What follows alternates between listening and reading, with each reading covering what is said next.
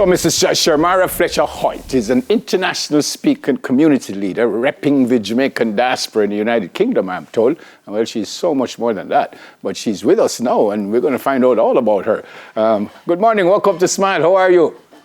Good afternoon. It's absolutely fantastic to be here with you. Thanks for having me. It is our pleasure to have you. Boy, I was going through this. You are such an accomplished lady.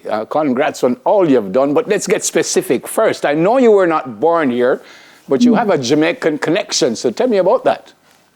Yeah, so my Jamaican heritage is deeply rooted in my family. So my grandparents are both from Jamaica, specifically Clarendon and St. Catherine. And, you know, as a diasporan, they had a profound influence on me growing up and ensured that I was exposed to the richness of West Indian and Jamaican culture. So, for instance, every Saturday, every week, we'd be immersed in beautiful Jamaican food, music, the politics. We would have to sit down and watch the cricket, as well as hearing Anansi's stories. So these are some of the elements that were deeply woven into my upbringing.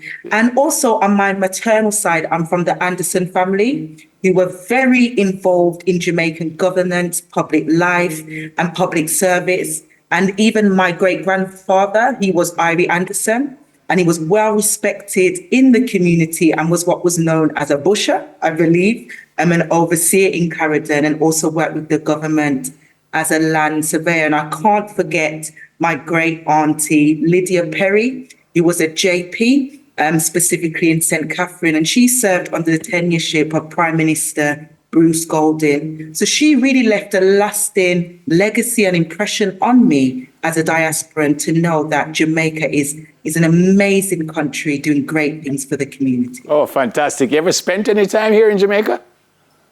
Yeah, so I'm due to come back. I need to ensure, you know, amidst all the busyness in life, that I come back, and I'm planning to do so next year. So hopefully you will see me. Oh, hopefully I will. In recent times, and I say recent as in maybe a few years ago, we've been hearing about Windrush. It seems like all of a sudden everybody is finding out what this Windrush scandal, that's my word, was about.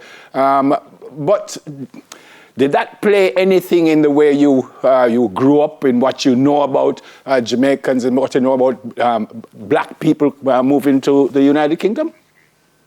Yeah, so I get asked this question a lot in my field of work, and I always say that I am proud to be a granddaughter of the Windrush generation. You know, this history has specifically shaped so many millennials, particularly in the UK.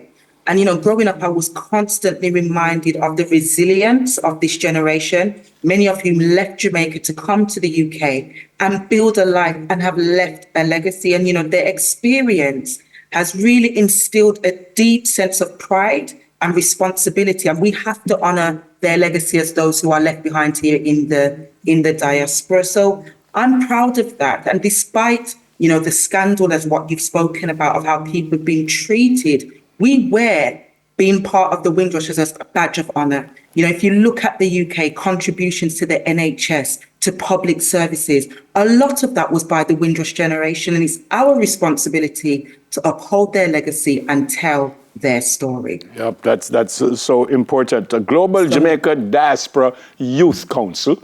You're a member there. How did that come about? Did you want to be a member? Did you say, hey, I'm here, put me on, or were you asked to be a member? And then what's your role? Double-barrel question. How did you become a member, and what is your role?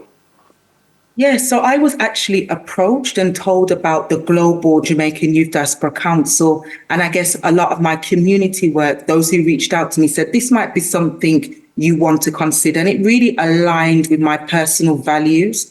You know, being part of this international council as a diasporan, we get to speak into some of the issues, give a perspective from the UK. And I said to myself, do you know what? I need to give back to the country that has made me who I am. You know, many millennials in the UK, I'm sad to say it, but sometimes can see Jamaica as just a destination or tourist spot, forgetting some of the sacrifices that our grandparents and those who came before us have made. So this global council, it brings together young adults up to 40 across the globe from the Jamaican diaspora to speak into pressing issues. And I felt a sense of duty. It's something I had to do to honor the legacy of my grandparents and that Windrush generation. Another, how did this come about question? I actually saw when you read at Queen Elizabeth's funeral. How did that come about, and how did you feel? I mean, billions of people all across the world. Weren't you shaking in your boots? Well, I don't know if you were happy. I don't know if you had on boots, but were you shaking in? Were you? Yes, I had on glass slippers. Actually, glass slippers. So I was shaking in glass slippers. I often get asked this question, and I was chosen because I'm one of the youngest national leaders in the faith sector, and it was an incredible honor to be chosen. I was absolutely shocked when I got the invitation. I had to check, is this spam? Is this true? But I accepted the invitation because my grandmother had actually passed away, the year before Queen's funeral.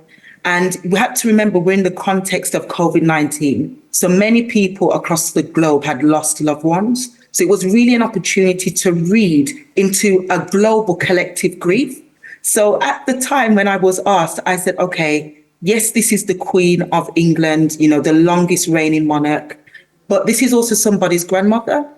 And there's going to be a lot of people that will tune in and resonate with the loss of a precious loved one. So it was, at the time I said, I'm at a funeral, I'm a minister, this is what we do, we pray.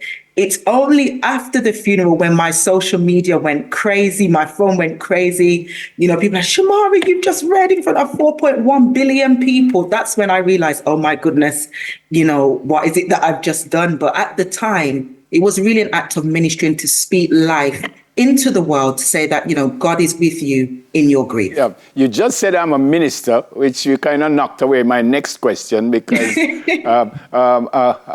a minister husband, a bishop father, your mom's reverend. So you are there already, are you? Yeah, and my granddad, who was one of the Windrush pioneers, he planted a church as well. So, I've been in church from the womb. Being a minister, it's a great privilege to be able to just share, what God is doing. And even if people aren't religious, moral values such as dignity, justice, how we engage in public life is something that everybody can subscribe to. So it really does drive and motivate my engagement in public life, service to the community, service in promoting peace. So yeah, it's run through the family. I guess it's something I tried to run away from, but it's caught up with me. So here I am. I don't have enough time to ask why you were trying to run away from it and how did it catch you. But the 8th Biennial Jamaica Diaspora Conference comes up this weekend. Are you involved in that at all from where you are? Or are you coming to Jamaica for it?